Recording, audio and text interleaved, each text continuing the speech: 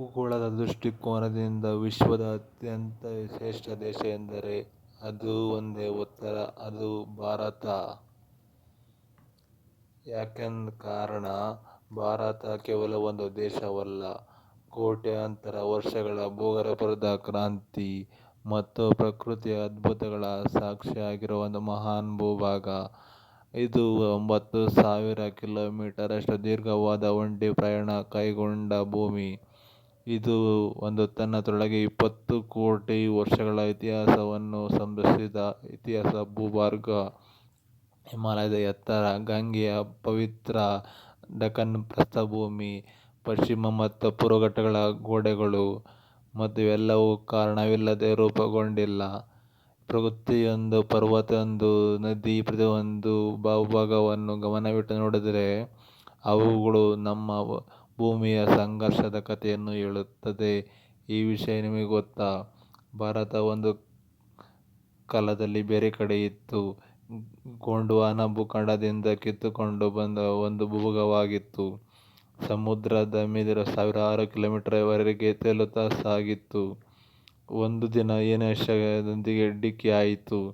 ಆ ಡಿಕ್ಕಿಯಿಂದಲೇ ಹಿಮಾಲಯಗಳು ಸೃಷ್ಟಿಯಾದವು. ಹಿಮಾಲಯಗಳಿಂದ ಗಂಗಾ, ಯಮುನಾ, ಬ್ರಹ್ಮಪುತ್ರ ನದಿಗಳು ಉಗಮವಾಗುತ್ತದೆ. ಇವು ನಮ್ಮ ನಾಗರಿಕ ಉಸಿರು. ಇಂದು ನಾವು ಉಸಿರಾಡುವ ಕಣಿವೆಗಳ ಒಂದು ಕಾಲದಲ್ಲಿ ಲಾವಾರಸ ಹರಿಯುತ್ತಿತ್ತು. ಆದರೆ ಇಂದು ಕೋಟ್ಯಾಂತರ ಜನರು ವಾಸಿಸುವ ಪುಣ್ಯಭೂಮಿಯಾಗಿ ಬದಲಾಗಿದೆ. ಈ ಎಲ್ಲ ವಿಡಿಯೋದಲ್ಲಿ ನಾವು ನಿಮ್ಮನ್ನು ಅದ್ಭುತವಾದ ಪ್ರಯಾಣಕ್ಕೆ ಕರೆದುಕೊಂಡು ಹೋಗೋಣ. ಬನ್ನಿ. ಭಾರತ ಹೇಗೆ ರೂಪುಗೊಳ್ಳುತ್ತೆ, ಹೇಗೆ ಬೇರ್ಪಡುತ್ತೆ, ಹೇಗೆ ನೀರಿನಂತೆ ಸರಿಯುತ್ತೆ, ಮತ್ತು ಇಂದು ನಾವು ನಮ್ಮ ದೇಶವೆಂದು ನಮ್ಮ ಶ್ರೇಷ್ಠ ಭಾರತ ಹೇಗೆ ರೂಪುಗೊಳ್ಳುತ್ತೆ, ಇವೆಲ್ಲವನ್ನು ಈ ವಿಡಿಯೋದಲ್ಲಿ ನಾವು ನೋಡೋಣ. ಆದ್ದರಿಂದ ಕೊನೆಯವರೆಗೂ ನೋಡಿ. ಭಾರತ ದೇಶದಲ್ಲಿ ಎಲ್ಲ ಹುಟ್ಟಿರೋದು ನಮ್ಮ ಅದೃಷ್ಟ ಮತ್ತು ನಮ್ಮ ಹೆಮ್ಮೆ ಅನಿಸಿದ್ರೆ ಒಂದು ಲೈಕ್ ಕೊಡಿ ಮತ್ತು ಸಬ್ಸ್ಕ್ರೈಬ್ ಮಾಡಿ ಸ್ನೇಹಿತರೆ. 55 ಕೋಟಿಗಳ ವರ್ಷಗಳ ಹಿಂದೆ ರೂಪವೇ ಆಗಿತ್ತು. ಇಂದಿನಂತೆ 7 ಖಂಡಗಳಿರಲಿಲ್ಲ. ಕೇವಲ ಎರಡು ಸೂಪರ್ ಕಾಂಟಿನೆಂಟ್ಗಳು ಇದ್ವು. ಒಂದು ಲಾರೇಶ, ಒಂದು ಗೋಂಡ್ವಾನ. ಈಗ ನೀವು ಗೋಂಡ್ವಾನ ಅಂದರೆ ಯೋಚನೆ ಮಾಡ್ತಾ ಇರಬಹುದು, ಗೋಂಡ್ವಾನ ಏನಂತ. ಗೋಂಡ್ವಾನ ಒಂದು ದೈತ್ಯ ಭೂಖಂಡವಾಗಿತ್ತು. ಇದರಲ್ಲಿ Bharat, Australia, Africa, Antarctica, Madagascar ಮತ್ತು ದಕ್ಷಿಣ ಅಮೆರಿಕದಂತಹ ಹಿಂದಿನ ದೇಶಗಳು ಸೇರಿದ್ದವು. ಎಲ್ಲವೂ ಒಂದೇ ಭೂಭಾಗದಲ್ಲಿ ಜೋಡಿಯಾಗಿತ್ತು. ಭೂಮಿಯು ಒಂದು ದೈತ್ಯ ತುಂಡಿನಂತೆ ಸುಮಾರು 18 ಕೋಟಿ ವರ್ಷಗಳ ಕಾಲ ಈ ವ್ಯವಸ್ಥೆ ಮುಂದುವರೆದಿತ್ತು. ಪ್ರಾಣಿಗಳು, ಮರಗಿಡಗಳು, ಕಾಡುಗಳು ಎಲ್ಲವೂ ಒಂದೇ ರೀತಿಯ ಪರಿಸರ ಮತ್ತು ಜೈವಿಕ ವೈವಿಧ್ಯತೆಯಿಂದ ಒಂದೇ ಭೂಭಾಗದಲ್ಲಿ ಬೆಳೆದವು.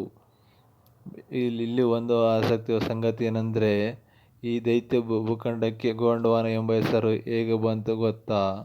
ಈ ಕಥೆಯನ್ನು ಭಾರತದೊಂದಿಗೆ ಜೋಡಿಸೋಣ. ಗೋಂಡ್ವಾನ ಪದ ಬೇರುಗಳು ಭಾರತದ ಭೂಮಿಯಲ್ಲಿ ಅಡಗಿವೆ. ಈ ಹೆಸರು ಮಧ್ಯ ಭಾರತದ ಕಾಡುಗಳು ಮತ್ತು ಬೆಟ್ಟಗಳಲ್ಲಿ ವಾಸಿಸುವ ಗೋಂಡ್ ಜಾತಿಯಿಂದ ಬಂದಿದೆ. ಈ ಪದವು ಸಂಸ್ಕೃತದಿಂದ ಉಗಮವಾಗಿದೆ. ಅಲ್ಲಿ ಗೋಂಡ್ವಾನ ಅಂದರೆ ಕಾಡುಗಳು ಮತ್ತು ಪರ್ವತಗಳು ಕೂಡಿರುವ ದೈತ್ಯ ಭೂಭಾಗ ಎಂದು ಅರ್ಥ. 19ನೇ ಶತಮಾನದಲ್ಲಿ ಬ್ರಿಟಿಷರು ಮತ್ತು ಯುರೋಪಿಯನ್ ವಿಜ್ಞಾನಿಗಳು ಭಾರತದಲ್ಲಿ ಅಧ್ಯಯನಕ್ಕೆ ಬಂದಾಗ ಮಧ್ಯ ಭಾರತದಲ್ಲಿ ಕೆಲವು ಅತ್ಯಂತ ಪುರಾತನ ಮತ್ತು ವಿಶಿಷ್ಟ ಕಲ್ಲುಗಳು ಕಂಡುಹಿಡಿಯುತ್ತಾರೆ. ಈ ಕಲ್ಲು ಬಂಡೆಗಳು ಕೋಟ್ಯಾಂತರ ವರ್ಷಗಳಷ್ಟು ಹಳೆಯವು. ಈ ಪ್ರದೇಶಗಳು ಗೋಂಡ್ ಜಾತಿಯ ಸ್ಥಳವಾಗಿದ್ದರಿಂದ ಇವುಗಳಿಗೆ ಗೋಂಡ್ವಾನ ಫಾರ್ಮೇಷನ್ ಎಂದು ಹೆಸರಿಡಲಾಗುತ್ತದೆ. 18 ಕೋಟಿ ವರ್ಷಗಳ ಹಿಂದೆ ಭೂಮಿಯ ನಿಶ್ಶಬ್ದದ ಒಮ್ಮೆಗೆ ಭಗ್ನಗೊಂಡಿತು. ಒಂದು ಭೌಗೋಳಿಕ ಚಂಡಮಾರುತ ಎದ್ದಿತು. ಅದು ಭೂಮಿಯ ನಕ್ಷೆಯನ್ನು ಶಾಶ್ವತವಾಗಿ ಬದಲಾಯಿಸಿತು. ಇದು ಗೋಂಡ್ವಾನ ಖಂಡವು ಒಡೆಯಲಾರಂಭಿಸಿದ ಸಮಯ. ಆದ್ದರಿಂದ ಅಷ್ಟು ದೊಡ್ಡ ಭೂಖಂಡ ಏಕೆ ಒಡೆಯಿತು? ಇದಕ್ಕೆ ಉತ್ತರ ಭೂಮಿಯ ಒಳಗೆ ಅಡಗಿದೆ. ಅಲ್ಲಿ ಎಲ್ಲವೂ ಕುದಿಯುತ್ತಿರುತ್ತದೆ. ನಮ್ಮ ಭೂಮಿಯೊಳಗೆ ಮ್ಯಾಗ್ನಾ ಇದೆ. ಬಿಸಿಯಾದ ಕರಗಿದ ಕಲ್ಲುಗಳ ಸಾಗರ ಅದು.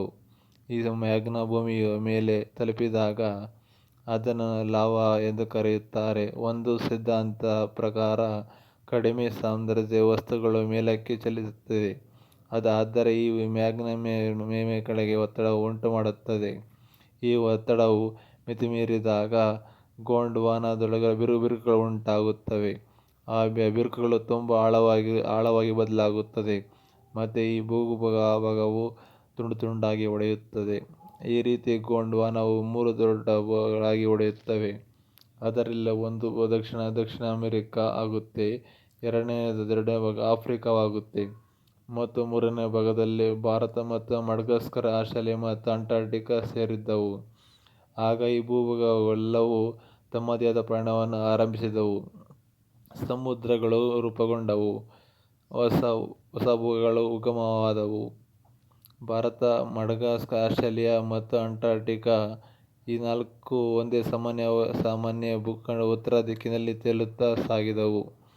ಆ ಕ್ಷಣದಲ್ಲಿ ಭೂಮಿಯ ರೂಪ ಬದಲಾಗತೊಡಗಿತು. ನಮ್ಮ ಭಾರತ ತಮ್ಮ ವಿಶಿಷ್ಟ ಗುರುತಿನ ಮೊದಲ ಹೆಜ್ಜೆಯನ್ನಿಟ್ಟಿತು. ಸುಮಾರು 15 ಕೋಟಿ ವರ್ಷಗಳ ಹಿಂದೆ ಭಾರತ ಮತ್ತು ಮಡಗಾಸ್ಕರ್ ನಡುವಿನ ಪ್ರದೇಶ, ಇಂದು ನಾವು ಮಾಸ್ಕರ್ ಪ್ರಸ್ಥಭೂಮಿ ಎಂದು ಕರೆಯುವ ಜಾಗದಲ್ಲಿ ಲಾವಾರಸ ಮೇಲಕ್ಕೆ ಬರಲು ಆರಂಭಿಸಿತು.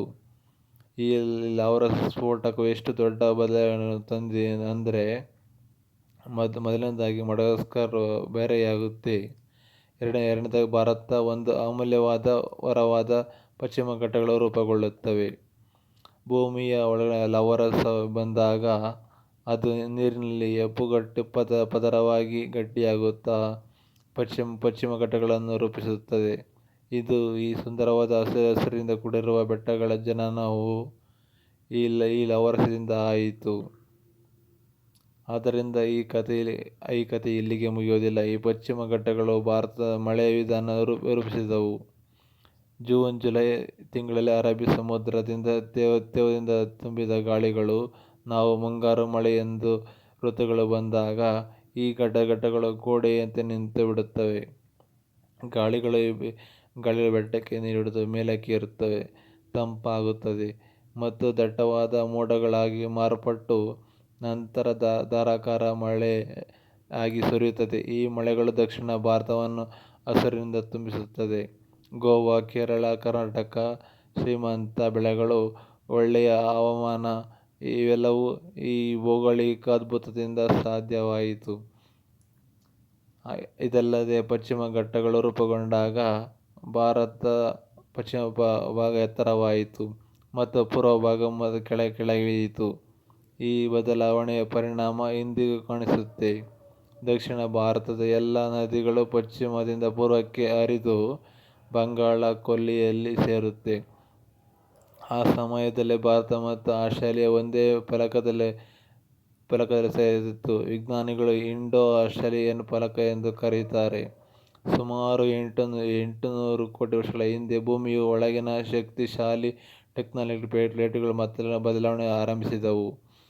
ಭಾರತ ಮತ್ತು ಆಸ್ಟ್ರೇಲಿಯಾದ ಟೆಕ್ಟಾನಿಕ್ ಫಲಕಗಳು ಈಗ ಬೇರೆ ಬೇರೆ ಸಾಗತೊಡಗಿವೆ. ಆದರೆ ಯಾವುದೇ ಹೊಸ ಪರ್ವತರುಗಳಿಲ್ಲ. ಪೂರ್ವ ಘಟ್ಟಗಳು ಅಂದರೆ ಭಾರತ ಪೂರ್ವಭಾಗದ ಬೆಟ್ಟಗಳು ಈಗಾಗಲೇ ರೂಪುಗೊಂಡಿದ್ದವು. ಈ ಘಟ್ಟಗಳು ಇಂದು ಒಡಿಶಾ, ತೆಲಂಗಾಣ, ಆಂಧ್ರ ಪ್ರದೇಶ, ತಮಿಳುನಾಡು ಮತ್ತು ಸ್ವಲ್ಪ ಕರ್ನಾಟಕದವರೆಗೂ ವಿಸ್ತರಿಸಿವೆ. ಇವೆಲ್ಲ ಆಸಕ್ತಿದಾಯಕ ಸಂಗತಿ ಎಂದರೆ, ಆಸ್ಟ್ರೇಲಿಯಾದ ವೆಸ್ಟ್ ಬೆಲ್ಟ್ನಲ್ಲಿರುವ ಬೆಟ್ಟಗಳು ಮತ್ತು ಭಾರತದ ಪೂರ್ವ ಘಟ್ಟಗಳು ಒಂದೇ ಭೂಗರ್ಭದ ಶ್ರೇಣಿ ಭೂಭಾಗಗಳು ಎಂದು ಗಣಿಸಲಾಗುತ್ತದೆ. ಇವುಗಳೆಲ್ಲ ಕಲ್ಲುಗಳು, ಬಂಡೆಗಳು, ವಯಸ್ಸು, ರಚನೆ, ಕಾಂತೀಯ ಗುಣಗಳು ಒಂದೇ ಆಗಿವೆ. ಏಕೆಂದರೆ ಭಾರತ ಮತ್ತು ಆಸ್ಟ್ರೇಲಿಯಾ ಗೋಂಡ್ವಾನ ಖಂಡದ ಆಗಿದ್ದಾಗಲೇ ಈ ಪರ್ವತಗಳು ರೂಪುಗೊಂಡಿದ್ದವು. ಸುಮಾರು 700 ಕೋಟಿ ವರ್ಷಗಳ ಹಿಂದೆ ಭಾರತ ಮತ್ತು ಆಸ್ಟ್ರೇಲಿಯಾ ಸಂಪೂರ್ಣವಾಗಿ ಬೇರೆಯಾದವು. ಭಾರತ ಈಗ ಒಂಟಿಯಾಗಿದೆ. ಈಶಾನ್ಯ ದಿಕ್ಕಿನಲ್ಲಿ ಪ್ರಯಾಣಿಸಲಿತ್ತು. ಶ್ರೀಲಂಕಾದೊಂದಿಗೆ ಜೋಡಿತವಾಯಿತು. ಇಂದು ಸಮುದ್ರವು ಎರಡೆರಡು ಬೇರೆ ತೋರಿಸಿದರೂ ಒಳಗಿನ ಕಲ್ಲು ಬಂಡೆಗಳು ಒಂದೇ ಆಗಿವೆ. ಈ ಸಮಯದಲ್ಲಿ ಭಾರತ ದ್ವೀಪ ಮಹಾಸಾಗರದಲ್ಲಿ ಒಂದು ತೇಲುವ ದ್ವೀಪದಂತಿತ್ತು. ಸುಮಾರು 6 ಕೋಟಿ ವರ್ಷಗಳ ಹಿಂದೆ ಭಾರತ ದ್ವೀಪದ ಕೆಳಗಿರುವ ಹಾಟ್ಸ್ಪಾಟ್ ಮೇಲೆ ಸಾಗಿತ್ತು. ಈ ಹಾಟ್ಸ್ಪಾಟ್ನಿಂದ ಲಾವಾರಸ ಮೇಲಕ್ಕೆ ಬಂದು ದಕ್ಕನ್ ಟ್ರ್ಯಾಪ್ಗಳನ್ನು ರೂಪಿಸಿತು.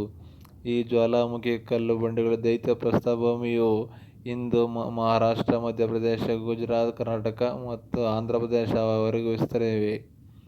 ಆ ಸಮಯದಲ್ಲಿ ಭಾರತದಲ್ಲಿ ರಾಜಸಹ ಡೈನೋಸಾರ್ಗಳು ವಾಸಿಸುತ್ತಿದ್ದವು. ಇದನ್ನು ನರ್ಮದಾ ರಾಜ ಎಂದು ಕರೆಯಲಾಗುತ್ತೆ. ಮತ್ತು ಟೈಟಾನೋಸಾರಸ್ನಂತಹ ಉದ್ದ ಕೊರಳಿನ ಡೈನೋಸಾರ್ಗಳೂ ಇದ್ದವು.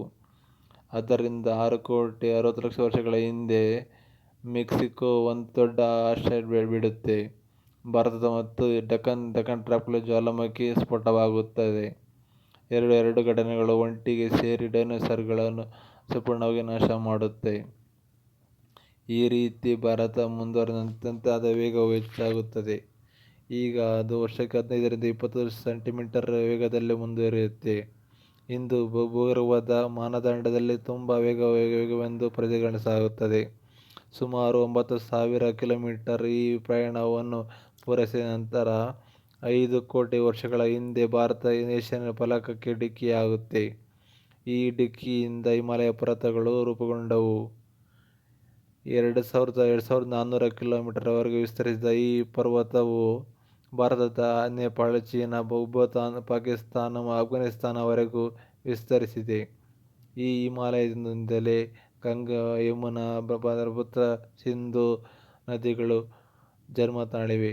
ಹಿಮಾಲಯದ ಮೇಲೆ ಪ್ರತಿ ವರ್ಷ ಸಾವಿರಾರು ಟನ್ಗಳು ಹಿಮವು ಬೀಳುತ್ತದೆ. ಇದರಿಂದ ಈ ಹಿಮನದಿಗಳು ಗ್ಲೇಸಿಯರ್ಗಳು ರೂಪುಗೊಳ್ಳುತ್ತವೆ. ಬೇಸಿಗೆಯಲ್ಲಿ ಹಿಮನದಿಗಳು ಕರಗಿ ನದಿಗಳಾಗಿ ಹರಿಯುತ್ತೆ. ಗಂಗೋತ್ರಿಯಿಂದ ಗಂಗಾ, ಯಮುನಾ, ಟಿಬೆಟ್ನಿಂದ ಬ್ರಹ್ಮಪುತ್ರ ಮತ್ತು ಸಿಂಧೂ ನದಿಗಳು ಹುಟ್ಟುತ್ತವೆ. ಇವು ಕೇವಲ ಕುಡಿಯುವ ನೀರು ಮತ್ತು ನೀರಾವರಿ ಅಷ್ಟೇ ಒದಗಿಸುವುದಿಲ್ಲ, ಬದಲಿಗೆ ಭಾರತದ ಜೀವನಾಡಿಯಾಗಿವೆ. ಇದಕ್ಕಾಗಿಯೇ ಹಿಮಾಲಯ